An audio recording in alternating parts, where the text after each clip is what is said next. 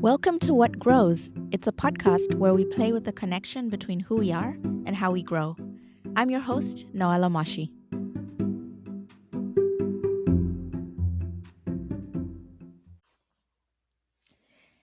So, Ineza, when we met on the founding team of African Leadership University in South Africa, I don't think either of us could have imagined the paths would carve from there.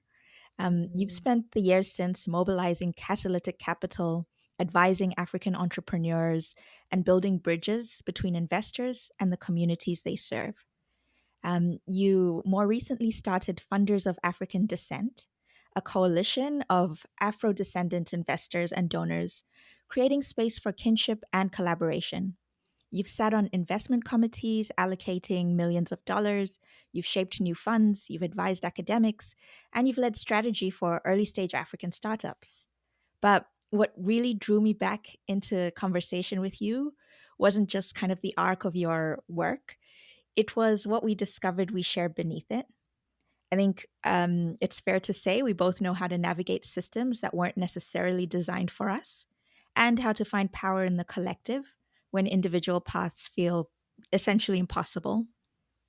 A question that you've been asking is how do we ensure capital flows in ways that build freedom, dignity, and resilience? And maybe even more intimately, how do we sustain ourselves while doing this work? So I'm excited to explore with you today what you've learned about readiness, both for capital and for life transitions, and how the personal and the systemic are always kind of inevitably intertwined.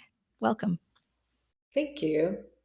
This is my first question that I ask all my guests. If you could give your life a title, like it was a book, what would it be? I think about divine assignments. I think it might just be called divine assignments. Mm. Tell me more about your divine assignment. I feel like my life has been a series of divine assignments that, I think there will be more. And they're all kind of interconnected, but I kind of feel like they've been different chapters. Um, but I think my big picture is right now, as I see it, is related to bringing together people with privilege and influence um, to support just like intentionality in how we leverage those opportunities to for like a greater purpose. And with Funders of African Descent specifically, it's for the purpose of investing in Afro descendant communities in ways that lead to self determination and self reliance. Yeah. Yeah.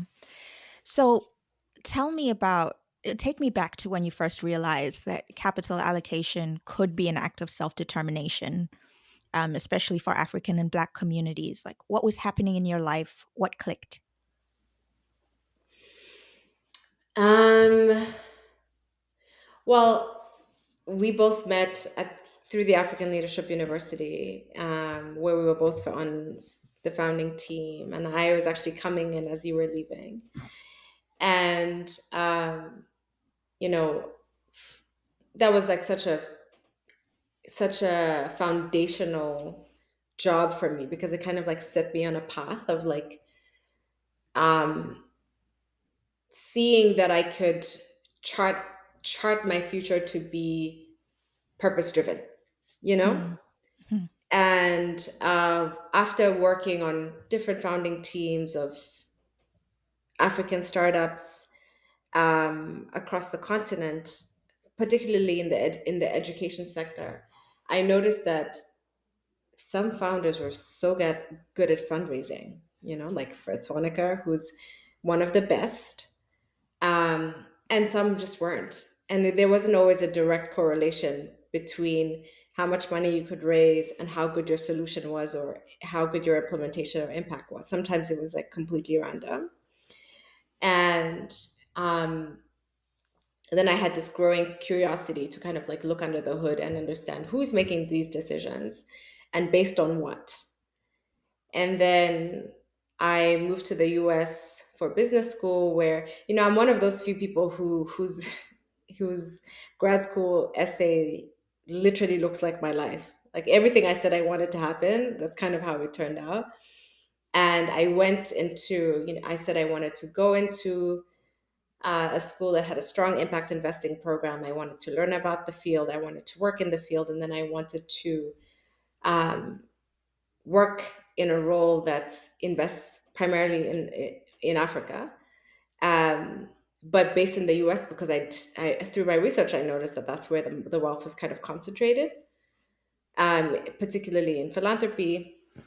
And and so that's how, and then, so those are the early days where I realized how much capital you have is a huge driving factor in how much impact you can have, although I think it's by no means the only one. But that's one way I felt like, in seeing my North Star, which at the time I thought was supporting social entrepreneurs and maybe becoming one myself. I wanted capital to not be a problem. And I Mm. knew that in order for me to do that, I need to understand how decisions are made. I need to have the right contacts and networks, to be able to successfully solicit support, and then, yeah, and then kind of just like just understand the world of funding, so that I could uh, leverage it to serve whatever purpose I had. Mhm, mhm. That is a I mean, that's something I've noticed too, is what gets funded isn't necessarily directly related to what is most impactful. In my So here's my question: is how are these decisions made? What have you learned about how they're made? Um, I think there are many claims of objective frameworks and, processes that are rigorous, and different funders have different perspectives and different things that they care about. But I think ultimately, especially when you're thinking about something that's early stage, that doesn't have um, a wealth of evidence of impact, or is maybe somewhat debatable, I think it's really about like telling a compelling story, right? Mhm. Somebody in a decision making position needs to believe in the case that you are making, that whatever your solution is going to lead to impact that they want to be a part of. Mhm. And then there's a whole spectrum of, whether it's like based on research or based on evidence, whether it's like been evaluated in a fair and equitable way, that like all those things vary. But I think it ultimately is about just like a compelling case and a compelling story. Yeah. Yeah, I'm wondering what makes for a compelling story, and some of that has to do with the story itself, and a lot of it has to do with whoever it is that you're telling it to, the listener, and their previous experiences, etc. From from my experience, I I think that a compelling story is one that's relatable. There are things, Mhm. even if we don't live, on the same continent, there are things that family, for example, everyone cares about family, or yeah, I don't know, love, fairness, justice. There are Mm. certain shared values that if they're communicated can get funders to relate to that. But I don't know. Is there more to it than that when it comes to telling a compelling story? I really like the framing of it having to be relatable, because then it becomes solely about the audience. Like, I think the best fundraisers are able to study their audience and who the funders that they're targeting, and shape their stories to land well with them. So if it's, and this is part of why at Funders of African Descent, we call it FoAD. Um, we really believe that representation of Afro descendant people in decision making roles drives more capital to the continent and to large um, Afro descendant communities globally, because there is an inherent relatability beyond the more objective things, right? Um, and I think a compelling story is different from person to person. We all have biases. We all have lived experience. We all have different ways we look at values, like, you know, fairness, for example, as you mentioned. I think fairness means different things to different people. And Mm, so, I even that I don't think um, is totally objective. It's really depends on the lens that you're looking through. I mm. don't know if I'm answering your question, but Yeah. No, you are. It's well, what you're making me think of is like if someone is listening and is saying, I just want to know how to do that because I'm not having much success right now. Let's say you are sitting with an mm, entrepreneur and you're helping them, for example, map their fundraising strategy. What are you actually listening for? Like what tells you, okay, you're ready to go out there and pitch this or whatever, communicate this, or what tells you they're not ready yet? um, I think what I would tell an entrepreneur is that first they need to be aware that as an entrepreneur, particularly one who's a visionary, who has almost seen the solution unfold in their minds before they're trying to deliver it to you, is to remember that whatever there's so many details about what they know about the solution and this context and the problem that feel almost obvious, right? Because it's so integral to who they are in that moment, that they need to be aware of, like, painting a full picture and telling the story, so that they're not making assumptions about what the other person does or doesn't understand. Mm, mm-hmm.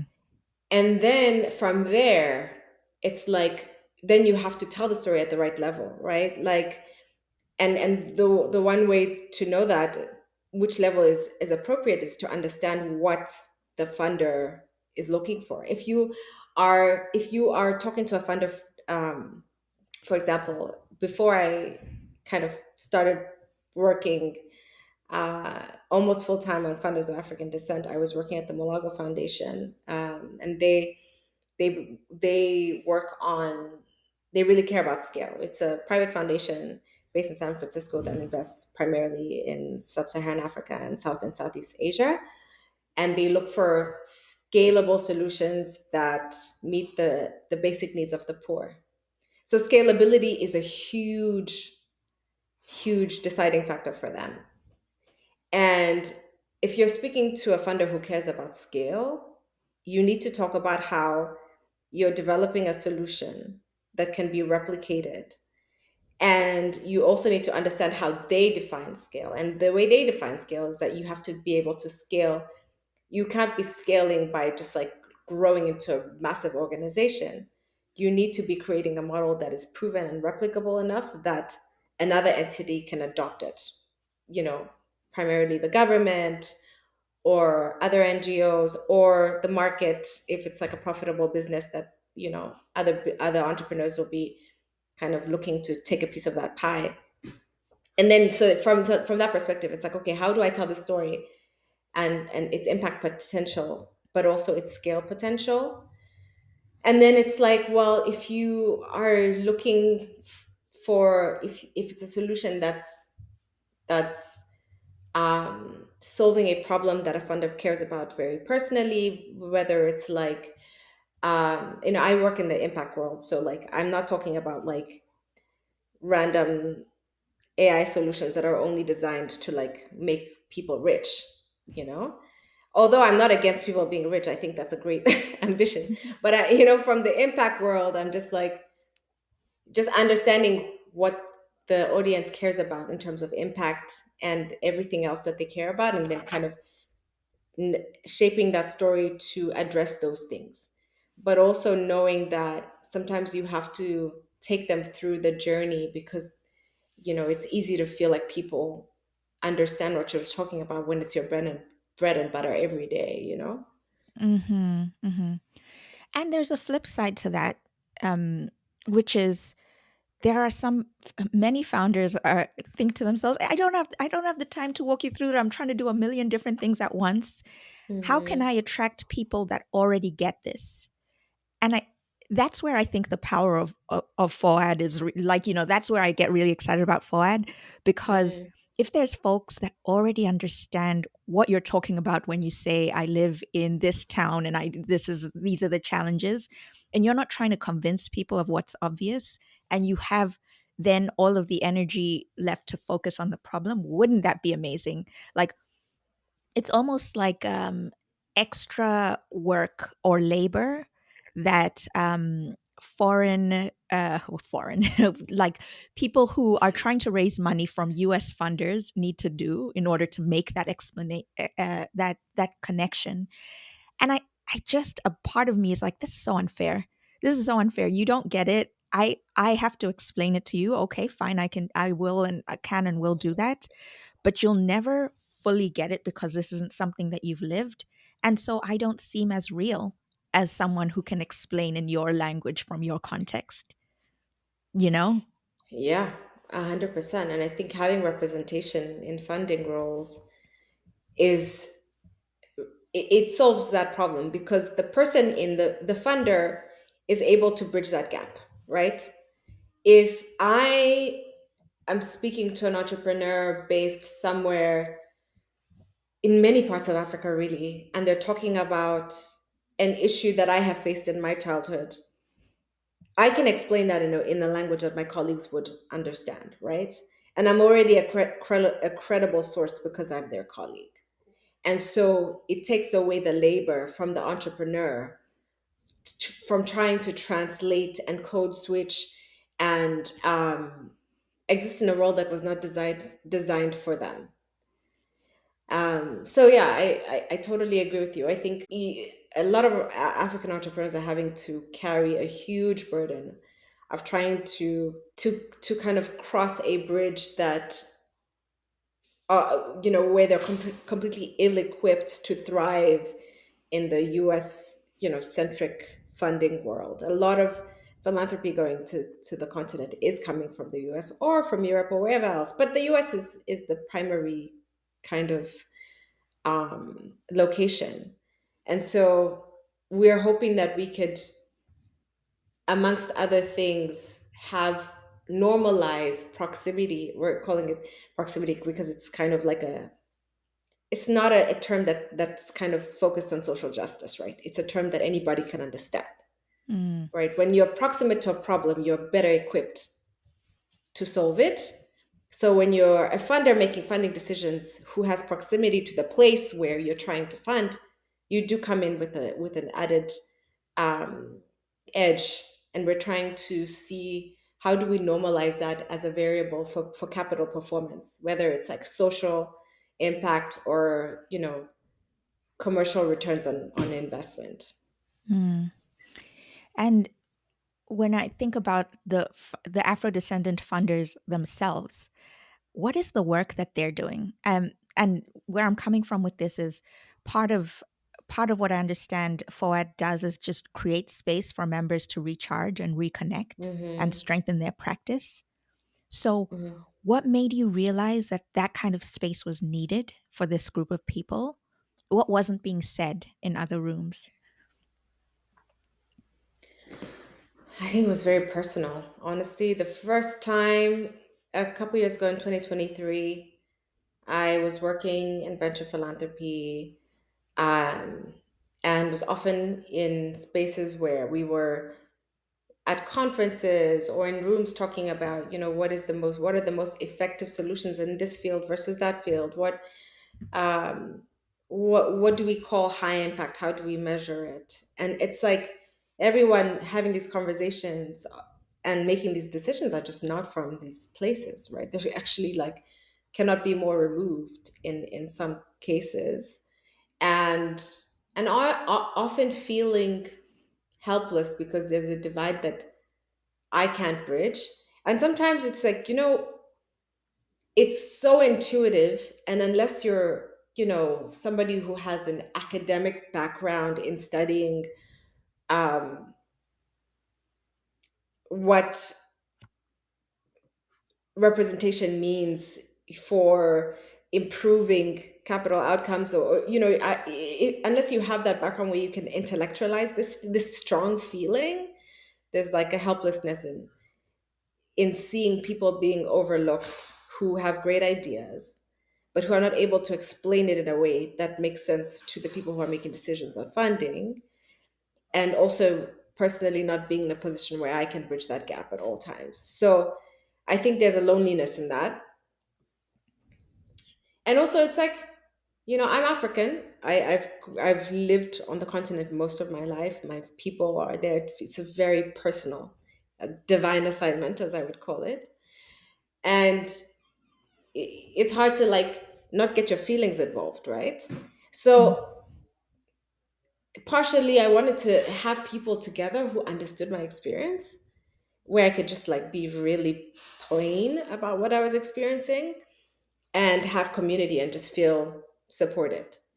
And so I Mm. hosted this dinner that had, different funders, donors, investors who were of African descent. And the sole purpose was for us to just hang out. And the people who helped me plan it were kind of like, okay, do we have an agenda? Like, how do we know this is going to be successful? What? And I was like, let's just kick it. Like, let's just dance and eat. That's all I want to do. And then, and the response was just so overwhelming. And then people started saying, well, then what's next? We need to grow this. There's something here. And I wasn't ready for that. And, in many ways, I kind of withdrew because I just did not, the weight of it felt very heavy.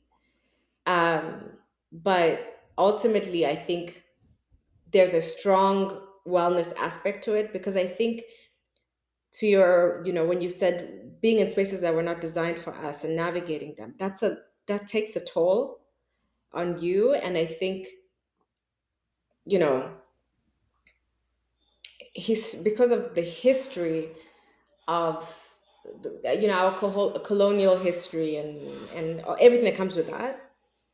I think Afro-descendant people with privilege who are in roles where they're trying to have impact, there's often we're often operating in silos, right? And I think we're often facing the same thing. I'd be talking to other people and I'd be like, I experienced this thing, this undercurrent of something that I can't put my finger on, but like it was affecting my mental health. And somebody else is describing something similar. I was like, oh, I actually wasn't crazy. Um, and then now, with more people, we start to like bring language to it. And so I think there's like a core element of wellness and providing community support and having people feeling like they belong, but for the greater purpose of people being bold advocates for what they believe in because they feel supported, right? Because there's a personal risk whenever you're trying to shift norms, right? Oh, yes. There's always somebody winning with the status quo. And so when you feel like if you fall there'll be a soft landing, you're much more likely to go for that thing and advocate for it and have stamina along the way. So yeah, I feel like I just kind of started rambling and I forgot the No, question. I'm with you. Yes, yes to all of it. I think I mean I totally agree, and I kind of fear this is the unanswered question for me. Hmm. Can we really change the status quo by working within the systems that built it? See what I mean? Like Yeah. I worry that the inch by inch progress that we make from while advocating from within is not going to be it's not going to gain the momentum it needs. Like Hmm. do we need even more radical solutions to the fact that the people who understand what's needed are not the people who make decisions about what's funded? I think that's a great question. I think there's like parallel paths, right? There's within and without. I think, I don't know who said this. Somebody told me about an entrepreneur who said, I wasn't, it was an entrepreneur, I don't know, but somebody was like, before you can change a system, you have to operate with, you need to understand it. You kind of have to play the Mm, game. Before you can change the game, you have to play the game, right? So that's one aspect of it. I think, you know, in thinking about the language we use with FOAD, and this is, could seem that it's, it's kind of like risk aversion for like the kind of political environment, geopolitical environment that we're in, not only in the US, but like in the world, really, where anything that starts to sound like social justice or equity or whatever can result in a target on your back. We kind of steer away from that language. But to be honest, that I think that I would have wanted that, even if, you know, DEI wasn't like, mm, became like hadn't become like a dirty word. You know what I mean? mhm, And but for me, it's because I realized that like we have wealth and resources concentrated in Afro-descendant communities. We do. And that is something that we need to, I believe that we need to be more cohesive in channeling towards shared goals in ways that are systematic, right? And that mhm, have results and impact. But a lot of the resources that we want and need to serve our goals are still concentrated in the West, in white pockets, right? And so for me, part of it is like, how can I get what I want by communicating it in a way that lands with the audience, whose help I need, whose mm, partnership I need, right? And it's really focusing on the outcomes. And for me, it's like, well, if you are a philanthropist and you care about impact, you want your dollars to go and have the most impact for whatever personal reasons you have. It is in your interest to hire me if you're investing in Africa. It is in your interest to hire someone from FOAD if you're investing in the Caribbean or in any, large um, Afro-descendant communities.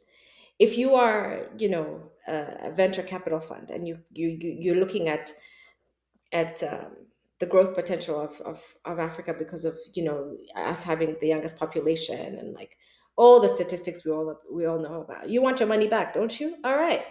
Here are the people who will help you do that. And so I think it's working within the system is important, but I think that trying to appeal to people's morals, I find ineffective. I think we all have mm, different incentives, we have different lenses and perspectives and points of view. And I don't expect somebody who doesn't have the personal investment I have in the continent to feel so moved by the fact that we're trying, that, our ancestors have been colonized and enslaved and blah, blah, blah. Like, fine. They might have some sympathy, but like, it's way too much to ask for them to shift their behavior because of, whatever their ancestors did. Like, that's not a narrative that I find helpful in my work, in my personal perspective. But what I want to do is have a conversation about like, where do our incentives align mhm, and overlap, and how do we work together so that we both get the outcomes that we want. But then, to your point, outside of the system, part of it is like just bringing people together. It's like, I think there's so many Africans on the continent and in the diaspora who are have some form of privilege and want to do meaningful work, and who sometimes just don't know where to start. And I think there needs to be some kind of like, um, with FOAD, we're trying to be that kind of central gravitational force where that energy can be channeled, where we mhm, can be like, okay, I know that you see the position you're in, and you want this to mean something more than just, your paycheck and whatever, how do we have a shared agenda and shared strategy so that we are working collectively towards whatever we believe is going to lead us to more self-determination and self-reliance. And but that goes beyond philanthropy and beyond investing. It's any space where you have people who have power, who are coming from marginalized communities. Mm, I think mhm. that still applies. Yeah. So here are three words: freedom, dignity, resilience. You could have Hmm. chosen joy, you could have chosen speed, you could there are other words. So when you think about those three particular words, freedom, dignity, resilience, what how where do you feel them in your body and what do they ask of you? Um, it's interesting that you're asking me this question because I feel like I've spent this year with my team trying to like continue refining the language because it feels so important to get the language right. Um, Freedom is a deep value of mine. I think freedom means that I have a level of agency in my life where within the limited space that I can influence, I have choice, right? And that my choice is respected. Um, and I think that that's so empowering, and it means that like it also makes me aware of how much of my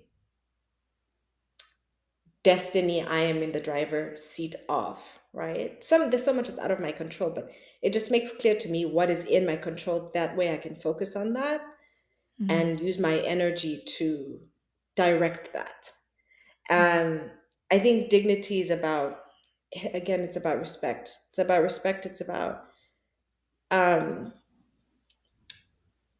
my space and my life and my community having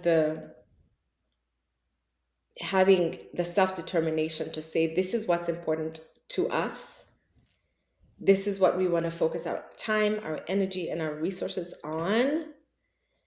And um and again, we are in the driver's seat, and we can be supported and collaborate and whatever, but let's not forget who is in the driver's seat of us, because this is our community, right?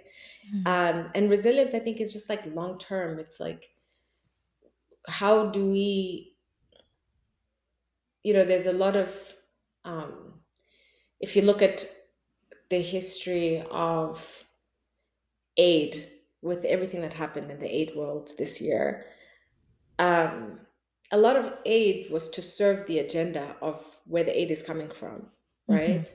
It's like short term projects that have some impact, but really where there's just a lot of wasted resources. And if you come back to the same community that was offered X product, 5 years ago, like the wells are being built or this and that, they're not maintained. And like the intention behind a lot of aid projects has not been long-term solutions, has not been solving problems. And I think resilience is about looking at problems with the true intention to solve them mm, versus like provide a band-aid. mhm, um I don't know.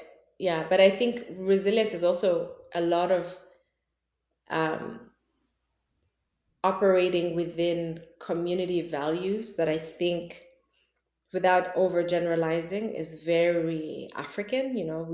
We build in community. It's not only African, it's very indigenous, right? mm, mm, um where it's like we see our personal well-being and success as inherently, it's directly, it's integrated with the community success, right? So it's like, if my neighbor's hungry, I can never be happy, mhm, right?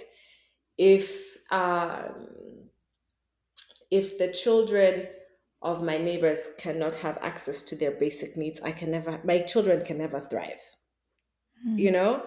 So it's kind of like that resilience where we're looking at our success and well being and prosperity as a collective, um, it's a metric of collective success because you cannot thrive on your own. Mhm. And so, look, and that's partially why we're bringing people together because we just see that there is so much more power and opportunity when we see collaboration as like a core pillar of how we want to, solve problems. Yeah. There's so much there's so much in there. And I think for me, the scariest but also kind of like most exciting tension is this whole idea of we need to support each other. I can't be happy if you're not happy. We need more than ever when I think about climate change, etc., how we're all connected. Hmm. But it is also I feel almost by definition not something that can happen fast. If we're all moving together, it doesn't happen fast. So if Yes. that's pitted against the brute force capitalism of I take, and I don't care, like it's almost, and we've seen it historically. I mean, this is how, in my mind at least, I make sense of colonialism is like if someone kind is pitted against someone cruel, at least in the short term, the cruel person succeeds. And so how to maintain that stamina, when there's all of this stuff up against, up against you.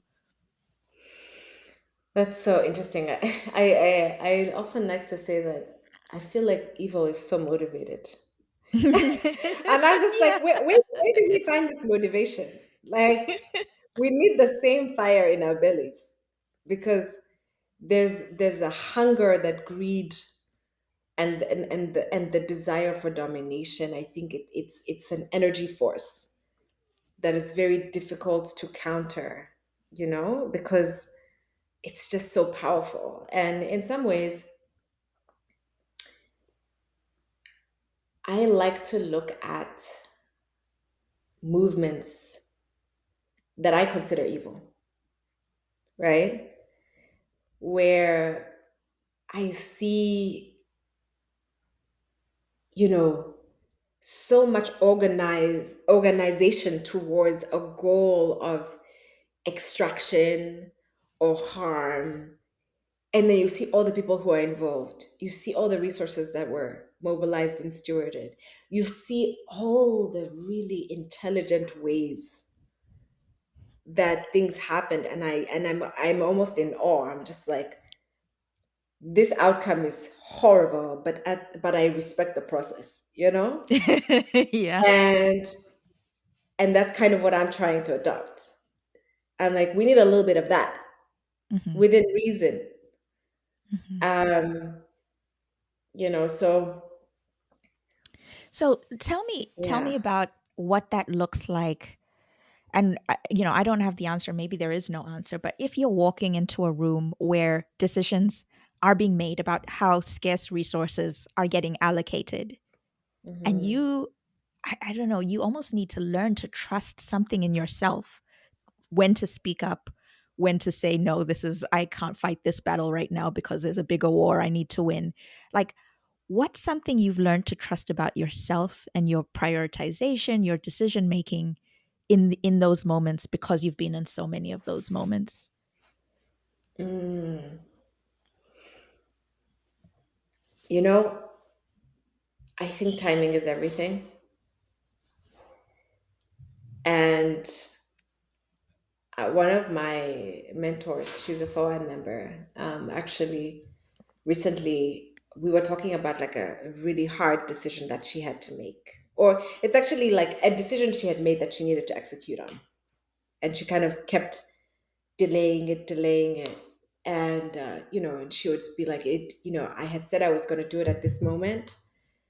Oh, it was about a conversation, and she was like, but everything in me just was not like, my entire being rejected it in the moment, and so I didn't.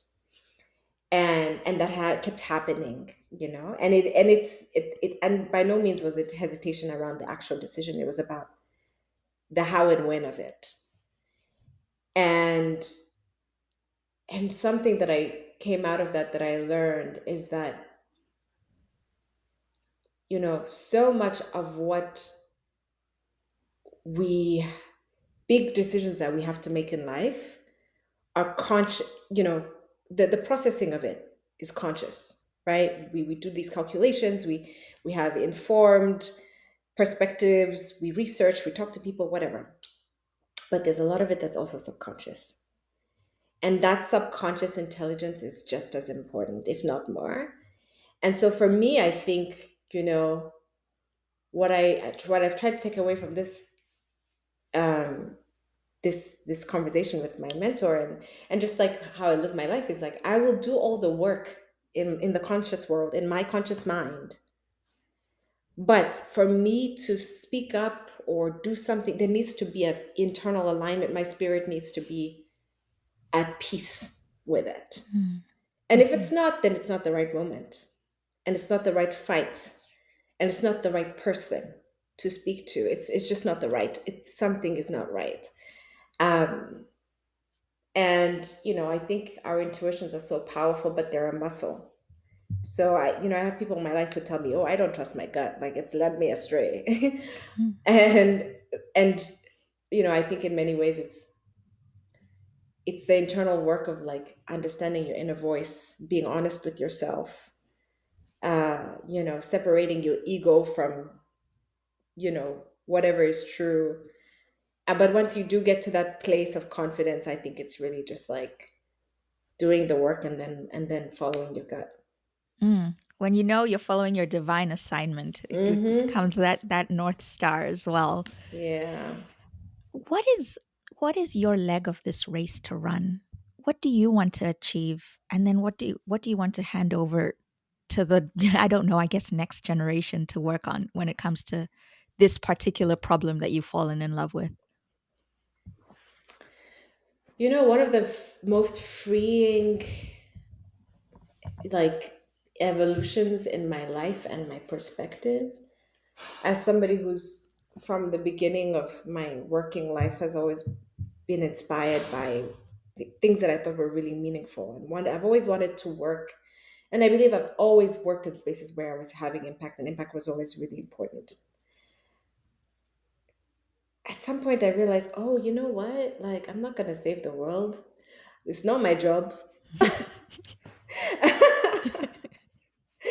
I am here to, take care of this little slice, and that's it. And Mhm. my job is also to be, radically joyful and have fun and explore, and, I think live a full life. And so to answer your question, I don't think I have a very defined agenda of the legacy that I want or what I want to hand over. But they're just like principles that I live by. It's like principles of courage. Mm. Courage is like, I think it's one of the most attractive um, qualities. I want to be around people who are courageous, and I want to live a courageous life because I like myself in that space. Mm. Um, and that means that my assignments will continue to be bigger because I'm better equipped and I have more resources and more connections. But as for where that ends up, I have no idea. But Mm. I think it's bigger than I can imagine, because I know in my spirit that, you know, God has a plan for me that is beyond my wildest dreams, kind of thing. Mm. As cheesy as that sounds, but yeah. Yeah. I it's taken me years to let go of the delusion that I can single-handedly save the world. Mm-hmm. But it's certainly more joyful every day when I can focus on relationships, on the part that's mine to do, and growing in the ways that I'm kind of destined to grow. And who knows? Like, this is something I have a coach, and this is something Susan, she always says to me is like, you have no idea what trajectories you're changing. You just keep doing Yeah. you, And if you're not worried about the like long-term outcome, and you're in integrity right now, like you have no idea what impact you can make. Yeah, I totally agree with that. It's like we're not going to save the world, but we're going to do way more than we could have ever imagined. Just Hmm. because we are trying. Yeah. You Oh, know, it's yeah. it's the consistent effort. Mhm. The stamina. I love that. Okay. Well, here's a question that I've never asked before, but what's something I should have covered or asked you but didn't? Well, something that's like a new development in my life this year is I've been teaching yoga. Oh. Yeah, and that's been another way that I have practiced courage, and I'm like, building myself and my craft from infancy. And it's been such a beautiful experience. And I think it kind of culminates it's like it's a representation of all the things I care about. Mm, Because I think at the core, I believe that for me to be the most, I don't know, the most useful individual that I can be to my fellow man, I need to be the most well. mm, And so it's just another way that I'm feeding my spirit. I'm feeding my spiritual health, my physical health, and I am contributing to my community.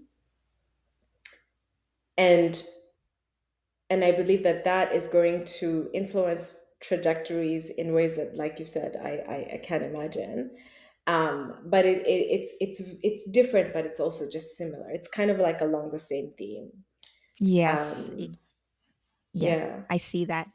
And there's something also about just like being in well, if you teach yoga, you're not a beginner, but it made me think about, I mean, you at some point were, started learning yoga, and just that space of vulnerability and like really trying at something and not quite being excellent yet is Hmm. so useful to, because I at least often forget what that feels like. And um, my husband and I started taking a hip hop dance class, and I my love it. gosh, I'm not coordinated. Like it is so embarrassing.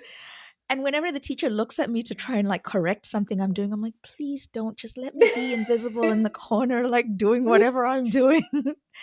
But I need it because without that, I kind of forget. Like, I think empathy is also a muscle. I forget what it's like to be Mm, trying something new for the first time and how scary that is. So, yeah, love that. yeah, I totally agree with that, and that's something I want to, as a principle as well, that I live by. I want to always be doing new things because I think that that's it. Like you said, it feeds your empathy. It helps you. It keeps you humble. Yeah. But also, I think it's like,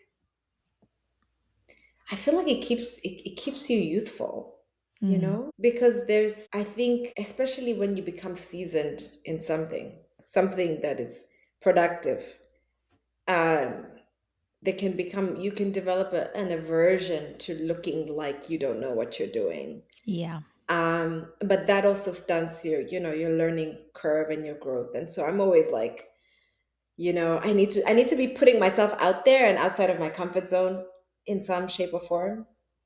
Hmm. Otherwise, I feel like I'm not growing enough. Um, and I mean, there's like a discomfort with that I think over time you can just be accustomed to. But I just think it's really good, um, to stay curious, to stay humble, to be empathetic when you're trying something new, and also Yeah. being proud of yourself because you're like, oh yeah, I did that. Yeah. Oh, it's huge. Yeah.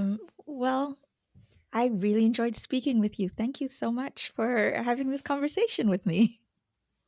You too. And I am so excited about your podcast. Oh, And thanks. I am really proud of you. And I hope you're so proud of yourself because it's hard to put yourself out there, to just like it's really hard. I'm sure that there are moments of like hesitation and doubt. But just know that, like, I'm out here being like, oh my gosh, Noella, like it's like it encourages me to do more, seeing Yeah. you and just like people who I've known stretch themselves. Thank you. Thank you. And it's weird because you just said it, but I was thinking throughout this whole thing, I'm so proud of you too. Like how awesome is she? So let's keep pushing. Let's keep pushing. And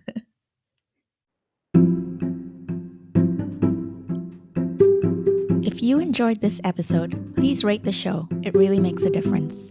I'm also always looking for guests who enjoy meaningful conversations. If that sounds like you, send me a message with what you'd like to talk about, and I'll get back to you. Thanks for listening.